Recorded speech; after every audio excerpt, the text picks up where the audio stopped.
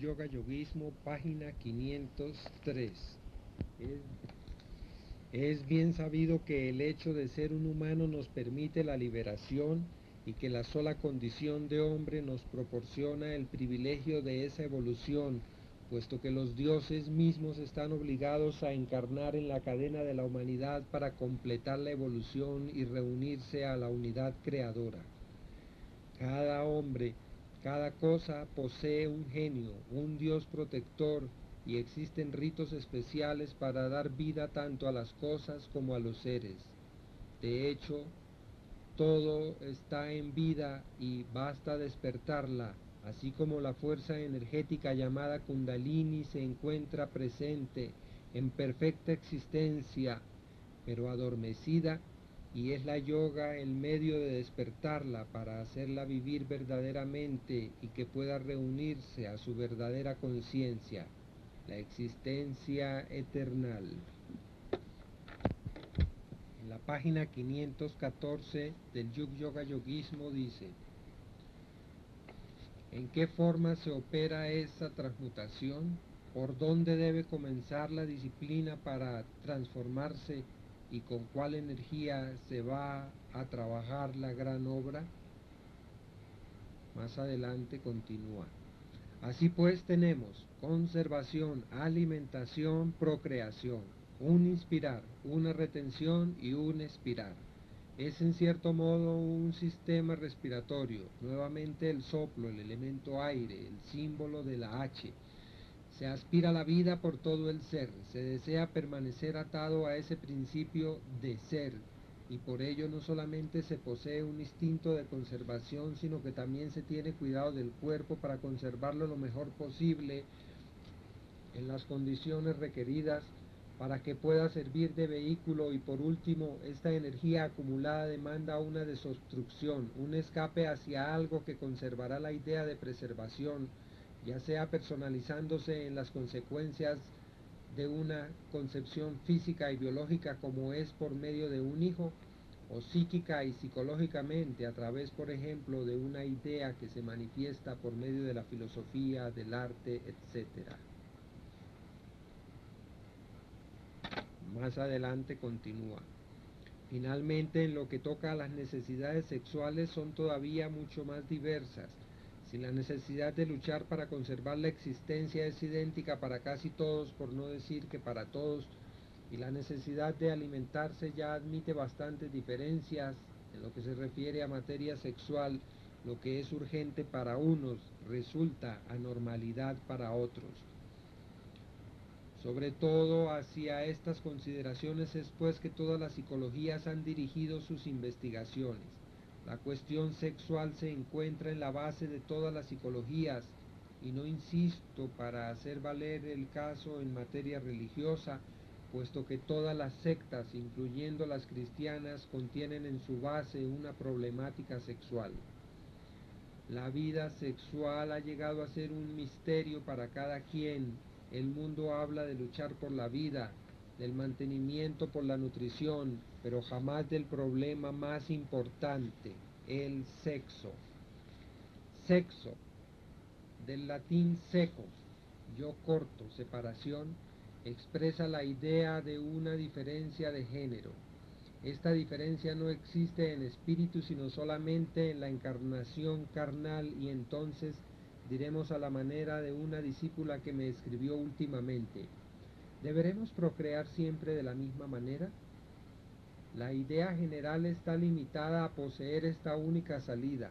¿Cómo aceptar el hecho de que todas las religiones protegen más o menos las relaciones sexuales, haciendo vivir hacia el mundo en el pecado, y que por otra parte no se ofrezca una explicación más clara de otras posibilidades? Sex hace pensar por medio de una lógica deductiva en 6. Dejo sin comentar el Él creó 6. En el principio Él crea Baerechit. Dicho número 6, fuerzas equilibradas entre macrocosmo y microcosmo, es muy simbólico en el principio generador aunque también podemos pensar más simplemente que tenemos cinco sentidos perfeccionados y que el sexto se hace presente como sentido creativo.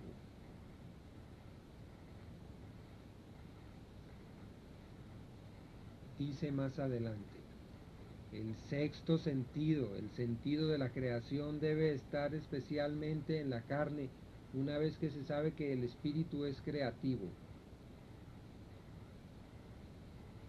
Conocemos, por ejemplo, el principio que forma el alimento proyectado, la creación de un ser o de un objeto por la fuerza únicamente del pensamiento. ¿Y por qué la humanidad no ha de alcanzar el principio de crear del mismo modo que algunos yogis que tienen ese privilegio? La humanidad podrá perpetuarse sin el acto sexual corriente y directo por medio de la sublimación del hojas, semen creativo. Existen una multitud de métodos para estos principios de creación según diferentes modalidades supranormales. Estudio de Laya Kriya Yoga. Pero la defensa del acto sexual ante las gentes que no comprenden dicho sentido llega a ser casi un crimen, a pesar de que ven todas las deformaciones que engendran esas abstinencias. La mayor parte de los asilos de alienados están llenos de gente cuya vida sexual ha sido contrariada por la moral, la educación familiar o religiosa y el estudio de un mal llamado misticismo que no hace sino perturbar los espíritus de las almas sensibles. La continencia sexual no debe ser practicada sino con pleno conocimiento de causa y con una meta muy definida para emplear esta energía siempre existente hacia otro objetivo que no sea el placer de los sentidos, como se le llama generalmente. Está muy bien definido en la yoga que ello puede ser practicado por todo el mundo. Se ve muy mal entonces que un hombre o una mujer casada se rehúsen a sus deberes conyugales, pues ellos pueden estar abstemios definitivamente siempre y cuando conjuntamente estén de acuerdo con el fin de perfeccionar sus experiencias. El brahmacharya es la primera vía real a tomar a fin de realizar las posibilidades de la sublimación, la cual una vez cumplida será o una experiencia a retener formal o temporalmente, o un retorno que se elige a la vida corriente con todas las consecuencias que ello implica. Los Bautika Yogis son los ascetas que retornan a la vida social y que recobran las funciones biológicas llamadas normales, pero con la posibilidad de ayudar a quienes entran en contacto gracias a una energía que saben dirigir especialmente practicando un determinado método de yoga, práctica secreta, el cual les permite no derramar la energía sexual en el acto de copulación, sino por el contrario ayudar, desarrollar e iluminar. La santidad no ha tenido jamás nada que ver con el acto sexual. Quien habla de yoga no habla de abstinencia sexual. Una vida conyugal no es un obstáculo para la evolución espiritual en tanto que ella sea comprendida y organizada. Resta, sin embargo, el acto de experimentar el control de los sentidos y por otra parte la libertad del coito no engendra la necesidad del exceso. Cada quien elige según sus necesidades, sus exigencias, sobre todo según la meta a perseguir y recordando principalmente no hacer nada sin la perfecta comprensión del porqué. Es preferible ver un ser sin restricciones y viviendo de acuerdo con la naturaleza, aun en sus deseos de satisfacción animal, y no ver pulular por el mundo gentes frustradas, completamente introvertidas, presentando horribles rostros de muertos vivientes, errando sin placer de la vida y no encontrando más la realidad de la existencia, conteniendo sus aspiraciones físicas bajo la apariencia de un ideal místico cuya ignorancia se demuestra por la falta de serenidad. Así pues, la yoga constituye un perfecto conocimiento de las diversas experiencias de la vida. Los métodos en el fondo importan poco, pero hay que señalar sin embargo la necesidad de un conjunto de sistemas y por este hecho es indispensable pasar por los diversos estadios de las realizaciones de la sabiduría. Pienso que ahora se comprenderá suficientemente lo que he querido definir presentando el yug bajo el aspecto de una doctrina, la cual de hecho existe. pero que no había sido jamás objeto de presentación en el mundo. No era aún el tiempo. La humanidad no estaba lista y creo firmemente que los hombres de esta generación ya están preparados en general para la concepción aceptable de todo lo que constituye el yoguismo. A continuación leo del libro Por el Sendero del Saber, tomo 1, escrito por el venerable maestre David Ferriz Olivares. Esta es la segunda edición. Fue impresa en Bogotá y en el trabajo de supervisión y de edición de este ejemplar participó este discípulo, el doctor Pablo Elías Gómez Pose. Dice en la página 200, misterios, una magia en el sentido de magistere, o sea, una teurgia por ser el acumulamiento de dos seres para desarrollar la fuerza magnética contenida en cada uno, y de esta unión ofreciendo las fuerzas para el beneficio de la humanidad, con la emanación de un poder psíquico emanado como un encencio ascendente hasta Dios. Todo eso necesite, es claro, una preparación tremenda, una disciplina de varios años, 3 años por lo menos de brahmacharya, o sea, un poco como el voto de Nazareno, antes de ser en la posibilidad de actuar con verdadera efecto. De aquí también deformaciones y peligros. Son enseñanzas mejor hacer de boca a orejas, no solamente para el misterio que enfermos, sino por la dificultad de exponer claramente el asunto. Hay muchos más detalles imposibles de discutir y de presentar sin que mal entendido puedan tomar lugar, y eso con la mejor voluntad y con elementos, aunque sea de plena devoción y de total comprensión. Debe comprender que son mecanismos muy esotéricos y además tan cerca del instinto humano que es muy fácil con la buena voluntad y la devoción no comprender el todo y dejar de irse a sus deseos e ideas personales sobre el problema. Sin embargo, es bueno tener un poco de documentación sobre el hecho posible y prepararse a mejor comprensión y disposición para un futuro donde se podría desarrollar mejor y más libres estas cuestiones de alto interés para el género humano. Misterios. 4 grados del Toro, año 15 del Aquarius. Sin embargo, es un trabajo muy delicado de hablar, ya basta de prácticas sin conocimientos, iniciación oculta, yoga secreta. Son temas demasiado particulares y aunque no niega la cuestión, ya que hice varias alusiones en mis libros sobre el tópico, es difícil de explicarlo en detalle por cartas. De todos modos, requiere tal, entre comillas, trabajo iniciático, una disciplina muy larga, un procedimiento con mayúsculas, saber, etc. El gurú Ferriz podrá seguramente orientarla sabiamente. Termino aquí la lectura en la página 201 del apéndice bibliográfico de sus circulares y de la UNESCO en el libro Por el Sendero del Saber, tomo 1, del venerable maestre David Ferriz, discípulo del sublime maestre Dr. Serge Reynaud de la Ferrière. Quienes deseen mayores informes sobre la enseñanza del Dr. Serge Reynaud de la Ferrière, de su discípulo fiel el venerable maestre David Juan Ferriz Olivares, pueden hacer a través de los discípulos del venerable maestre Ferriz. Pueden escribir al apartado aéreo 57889 en Santa Fe de Bogotá al respetable gurú Dr. Pablo Elías Gómez Pose.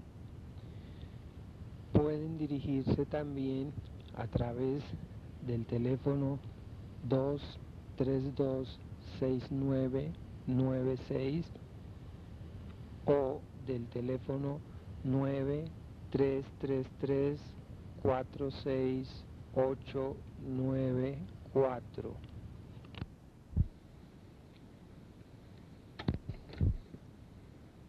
De la obra de Sir John Godofrey, Arthur Avalon, titulada Principios del Tantra, de Editorial Kier, en la primera edición, 1981, página 97, dice así: 3 clases de víboras pasan juntas sobre el Tantra Sastra, a saber, una cantidad de traficantes miopes y analfabetos, unos pocos astutos descubridores de prácticas mágicas y algunos intérpretes espirituales del Sastra, irreflexivos y muertos de hambre. A través de ellos la sociedad desciende hoy en día hacia la perdición. Es difícil barruntar cuántos centenares de ingenuos sadhus han sido y son engañados por las peligrosas tentaciones que estas personas alzan ante ellos. La falta de fe en el Shastra se está arraigando profundamente en las mentes de las personas por las dificultades en que caen a través de su fracaso en comprender la verdad y por la exposición ante la vista del vulgo de cosas cuya comprensión apropiada sólo podrá obtenerse de los gurús. Esta falta de fe nada podrá erradicarla salvo el arma del Shastra. Uno debe estar de pie ante la puerta del Shastra a fin de disipar las dudas acerca de él. Solo del Tantra deberá aprenderse lo que el Tantra ha dicho sobre los principios del Tantra. Continúa Arthur Avalon en la página 99 del mismo libro, donde se lamenta de que haya quienes hablen mal del Tantra, de que haya tan falsos presentadores de la enseñanza, de que ya no se consigan casi gurús, de que haya gurús incompetentes, de que las familias de los verdaderos gurús estén mal educadas y no iniciadas, de que se hayan extinguido las familias de los gurús. Dice entonces, cada uno dice, haz esto, no hagas esto. Pero si le pregunto por qué debo hacer esto, enmudece. No soy incrédulo sobre las palabras del Shastra, ni digo que será inútil seguirlas. Solo quiero saber qué es lo que hago. Desdichadamente no tengo el medio para saberlo.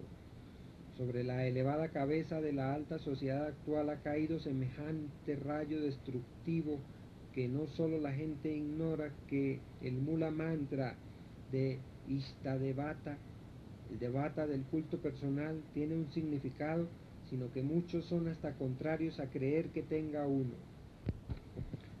Podría no haber importado si yo conozco el significado o no, si el Shastra mismo, sobre cuya autoridad basamos nuestras prácticas, o lo poco de estas que seguimos, no hubiera dicho que era inútil e impropio seguir una práctica sin conocerla y entenderla. Dícese en el Kularnaya Tantra, oh esposa de Shambhu, infructíferos son el culto y todos los actos de quienes no conocen la naturaleza verdadera del Devata, el principio subyacente de los yantras y la Shakti de los mantras. No puedo ser incrédulo ante el gran dicho del Shastra, pues ¿cómo podré ignorar las prohibiciones del Shastra cuyas órdenes tengo que obedecer? Luego, veo comprobado en mi caso que será inútil seguir una práctica sin conocerla y entenderla.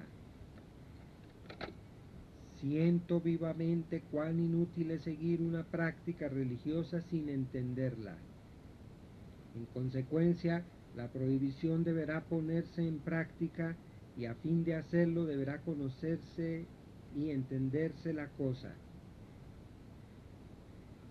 Sin embargo, ya expresé cuál es la condición de aquellos de quienes he de conocerla y entenderla. Debido a estas circunstancias, resultó necesario averiguar un medio por el cual se evitara a la gente que renunciara a la práctica por falta de comprensión, pisoteara por falta de conocimiento la gema Yamantaka que adorna su cabeza y pensara que el culto diario y demás son en igual medida un desperdicio de esfuerzo. Es necesario que yo tenga firme fe en la doctrina, que la verdad que obtuve es inequívoca, ya sea que yo pueda actuar o no de acuerdo con ella, y que el sendero que emprendí es el ancho camino real hacia el asiento de la reina de las reinas del universo. Es después de una debida consideración de las oportunidades que los elementos de tiempo, espacio y persona ofrezcan actualmente para averiguar un medio de efectivizar esto que emprendemos, este acto grande y piadoso de exponer los principios del Tantra. Este acto piadoso es sin duda más alto que lo altísimo, y nosotros somos más significantes que lo más insignificante. A uno lo hace reír el pensar en el Rajasuya. Yajna es el hogar de un mendigo. Pero eso no tiene remedio. Quien tiene hambre no puede darse el lujo de avergonzarse por comer. En particular, quien está en este sendero debe naturalmente estar desprovisto de vergüenza, pues ¿quién es la gema cimera de la gente sin vergüenza y se reviste con el espacio? Es el revelador del Tantra Shastra. En este sendero no hay causa para avergonzarse de ser un mendigo.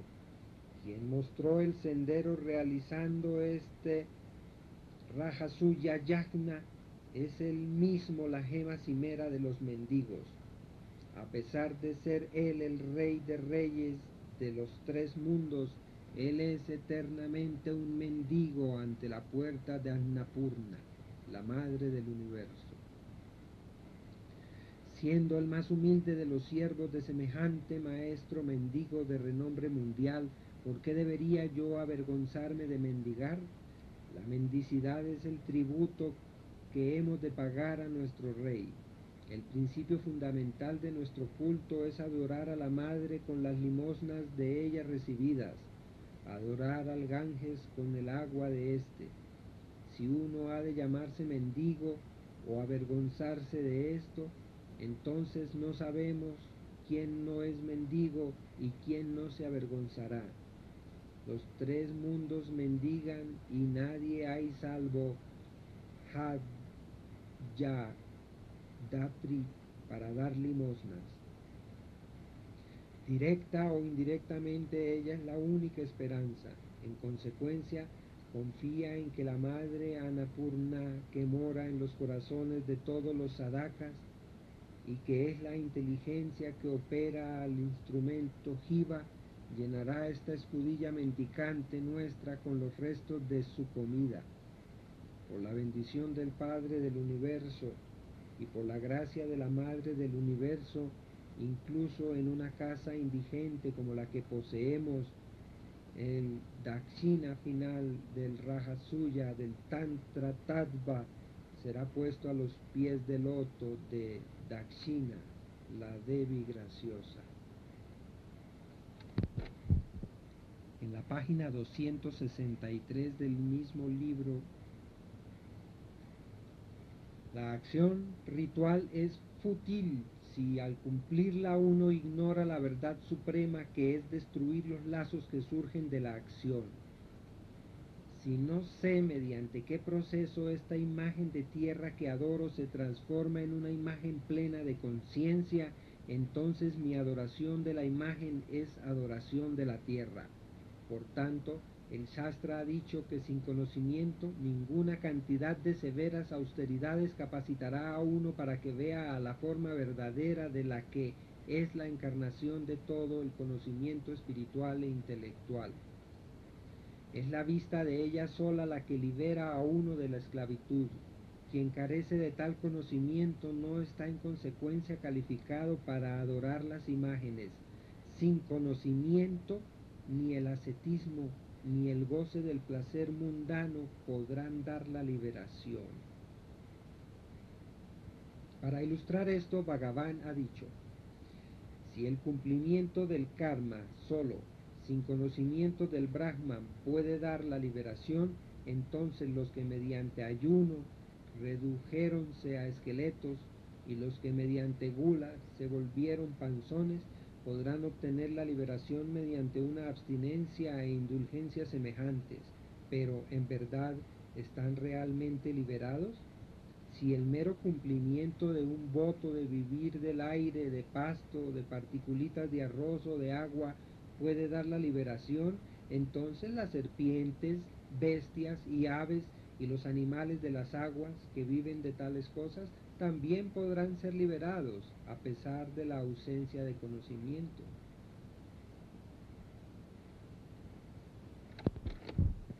En la página 586 del mismo libro Principios del Tantra, de Sir John Godofrey, en el Visvasara Tantra se dice, entre comillas, el lugar donde reside el gurú es Kasi. El agua de sus pies es Jajnavi misma. Gurudeva es Visvesvara encarnado y el gran mantra proferido por su bella boca es el mismo Brahman Salvador. La apariencia del gurú es la raíz del dhyana, el pie de loto del gurú es la raíz del puja, la palabra del gurú es la raíz del mantra y la gracia del gurú es la raíz del siddhi. Si un sadhaka es maldecido por munis, panagas o suras, o si es amenazado con la calamidad de la muerte, entonces, oh Parvati, el gurú podrá salvarle hasta en el tiempo de semejante peligro terrible y nadie más. Cierra comillas. En el Guptasadhana Tantra se dice, comillas, el gurú es Brahma, el gurú es Vishnu, el gurú es el Deva Maheshvara mismo, el gurú es el lugar de peregrinación, el gurú es el sacrificio, el gurú es la caridad, o sea, el mérito religioso adquirido por medio de la caridad. El gurú es la devoción y las austeridades, el gurú es Surya, el universo entero es el gurú. Quien adoró los bellos pies del gurú, ¿qué otro mérito religioso podrá adquirir mediante caridad o devoción o visitando lugares de peregrinación? Pues ese ha adorado los tres mundos. Todos los lugares de peregrinación que existen en todo el universo residen en la suela del pie de loto del gurú.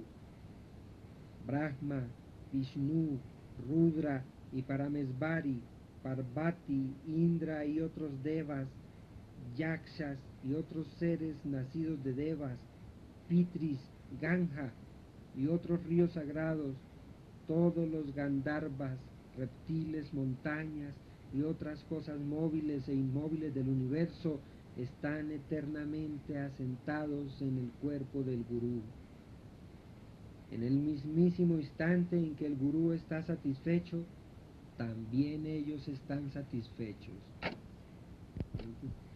Esta última frase de la página 588. Oh Maheshvari, un sadhaka debe buscar la protección